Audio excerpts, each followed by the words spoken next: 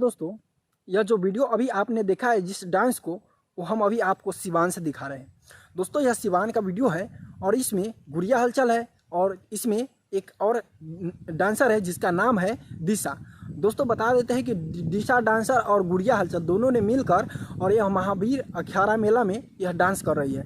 और तमाम ऐसे वीडियो देखने के लिए हमारे साथ जुड़े रहिएगा। आइए अगले वीडियो में हम बताएंगे, लेकिन फिर से अभी आपको कुछ बताने वाले हैं। लेकिन दोस्तों अभी आपको बता देते हैं कि इस वीडियो को मुझे दिखाने का मकसद एक ही था कि तमाम ऐसे दर्शक जो है आजकल ऑर्केस्ट्रा की ओर खींचे जा रहे हैं, देश की मुद्दा को बात को नहीं देखते हैं और जहाँ तक बात होए वहाँ ऑर्केस्ट्रा की बात को लेकर लोग लगातार विवादों में बने रहते हैं। आजकल देख रहे हैं कि लगातार तन्या चक्रवर्ती जो है इसी प्रकार का डांस करती है और इसी प्रकार का अखाड़ा में वह भी डांस करती है।